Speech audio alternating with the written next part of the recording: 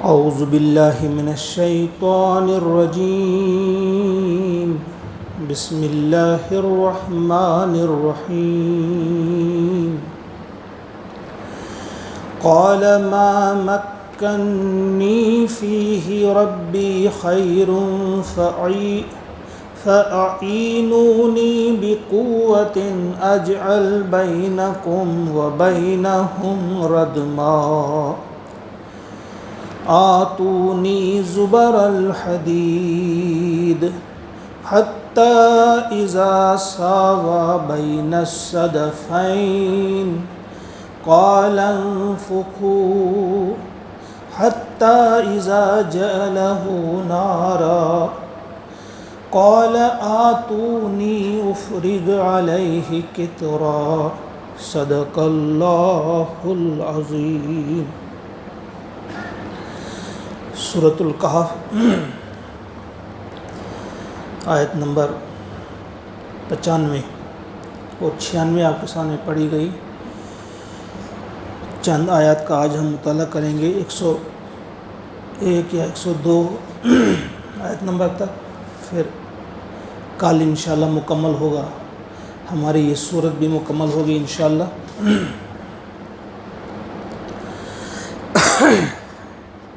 ذوالقرنین کا قصہ جو ہم پڑھ رہے ہیں،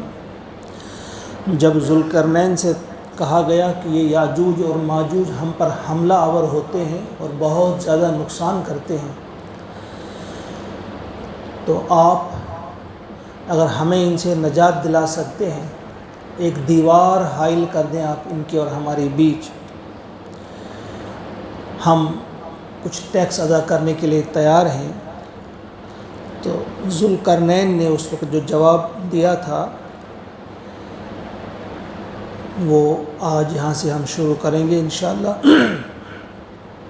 اور یہ پھر ذہن میں رہے کہ یہ کس ڈیم کی بات ہو رہی ہے، کس سد کی بات ہو رہی ہے۔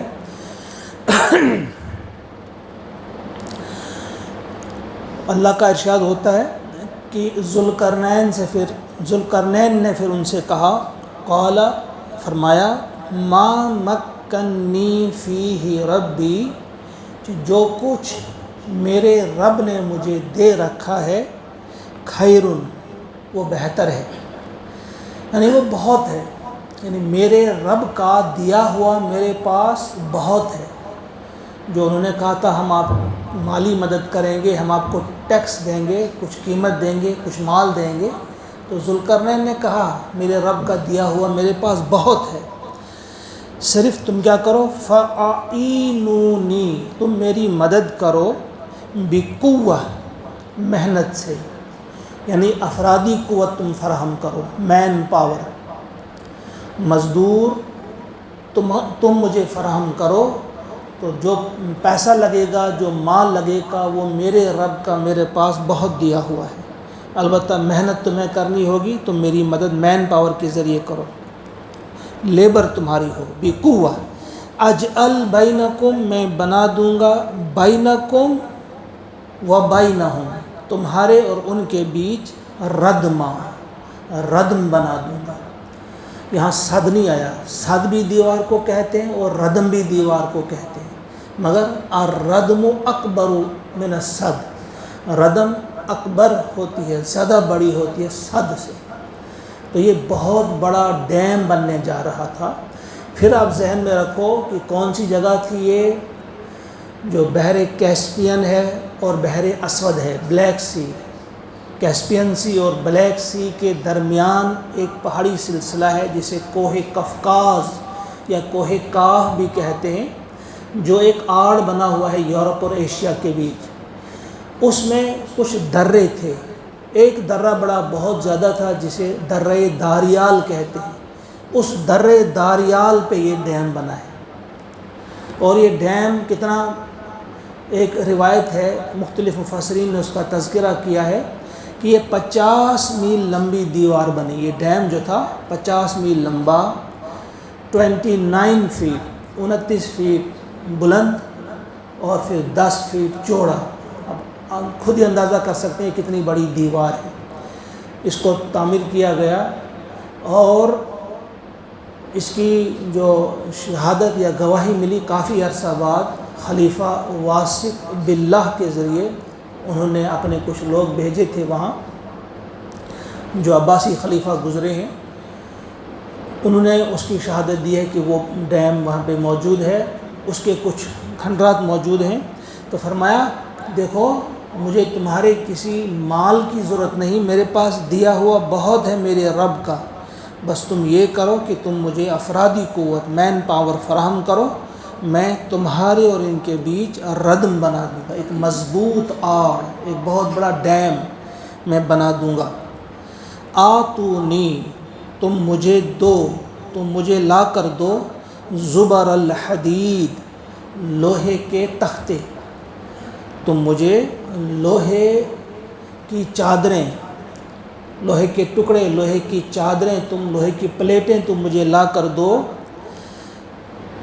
بہت زیادہ لوہا وہاں لگا اور پیتل بھی لگا، تو یہ سب مانتے ہیں کہ اس کوہ کاف کے نزدیک آذربائیجان آتا ہے، وہاں بڑی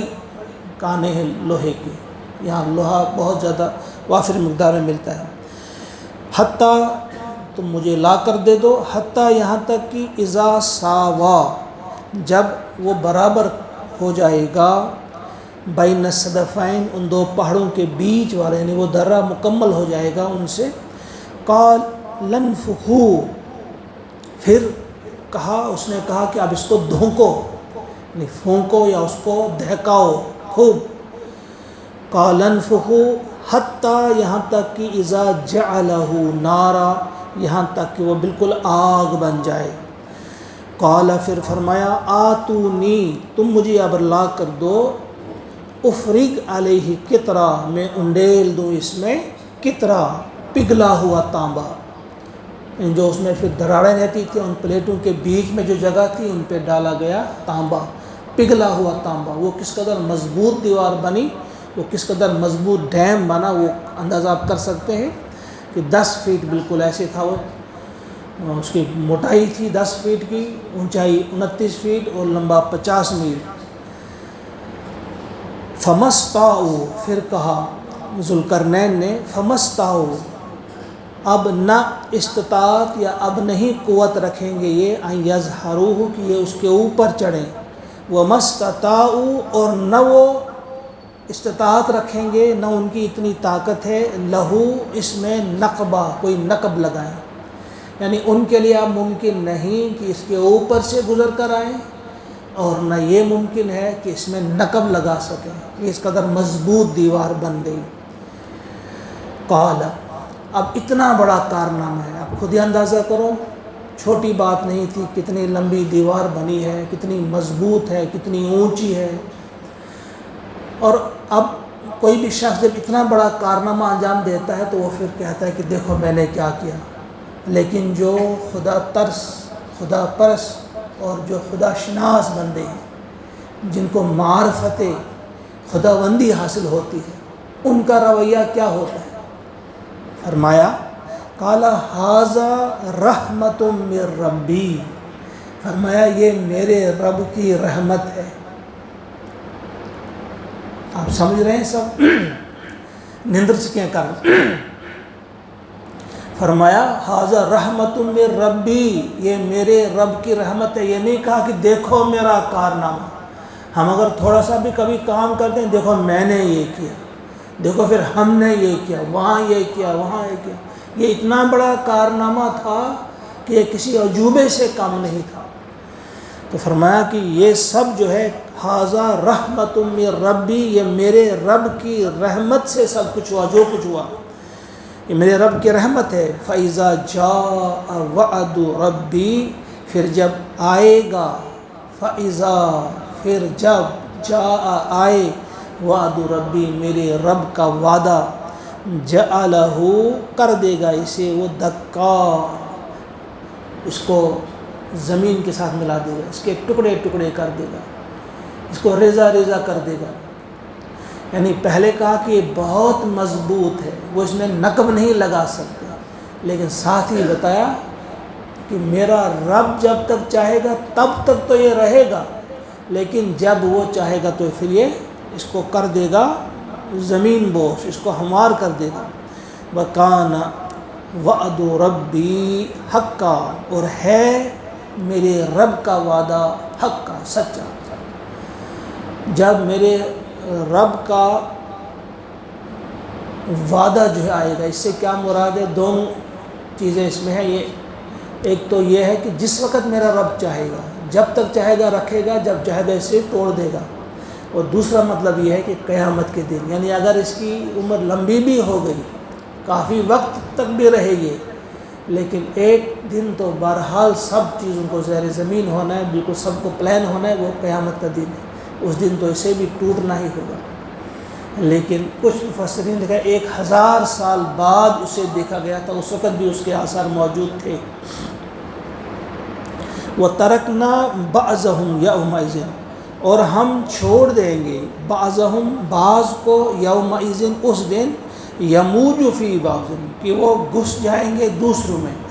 سمندر کی موجوں کی طرح۔ یعنی جب اس وقت لوگ اٹھائے جائیں گے اس قدر پانی کے سیلاب کی طرح، سمندر کی موجوں کی طرح لوگ ایک دوسرے میں گھس رہے ہوں گے۔ یہ قیامت کے دن کا تذکرہ ہے۔ یموج فی بعض ونفخ فی الصور، اور سور میں پھونکا جائے گا۔ فجمعناہم، تو ہم انہیں جمع کریں گے، جمع ٹھیک طرح سے سب کو جمع کریں گے، کسی کو بھی نہیں چھوڑیں گے۔ فلم نغادر منہم احدا، اسی صورت میں ہم نے پیچھے پڑھا کہ ہم کسی ایک کو بھی نہیں چھوڑیں گے، یعنی جو صرف ایک سانس بھی جس نے لی ہو، دنیا میں آیا ہو، اس کو بھی اس دن کھڑا کریں گے، کوئی نہیں بچے گا، چھوٹا ہو بڑا ہو، امیر ہو غریب ہو، مشرق کا ہو مغرب کا ہو، کہیں کا بھی ہو، سب کو جمع کیا جائے گا۔ وَأَرَزْنَا، اور پیش کریں گے ہم، سامنے کر دیں گے ہم، جہنم یومئذ اس دن، للکافرین عرضا، کافروں کے سامنے، یعنی بالکل سامنے۔ یہ اس آیت پہ تھوڑی دیر رک کر ذرا غور کریں کہ یہ وہ گھڑی ہوگی کہ جو اہل کفر ہوں گے، اللہ کا انکار کرنے والے، جو کتمان حق کرنے والے ہوں گے،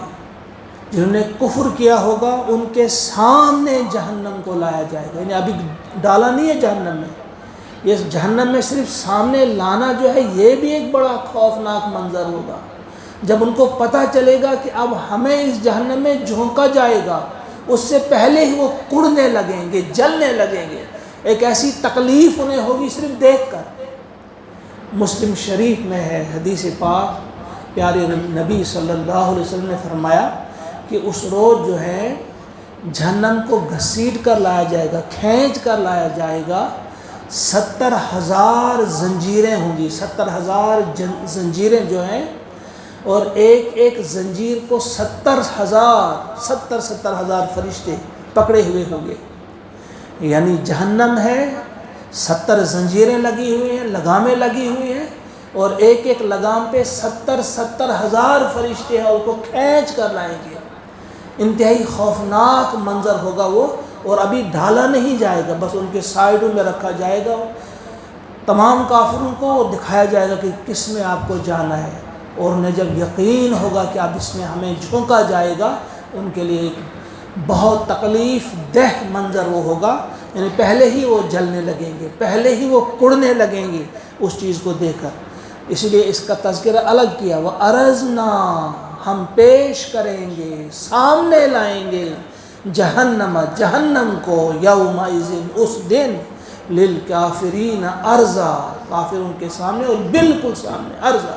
ٹھیک طرح سے اسے دیکھیں گے اور اس کی آگ کو پہچانیں گے۔ الذین کانت اعینہم، یہ وہ لوگ ہیں کن کے لیے کہا گیا، کن کے سامنے؟ الذین، وہ لوگ، کانت اعینہم، جن کی آنکھیں تھیں، فی غطاء، پردے میں، یعنی جن کی آنکھیں پردے میں تھیں، یعنی جو اندھے بنے ہوئے تھے اس ذکر سے،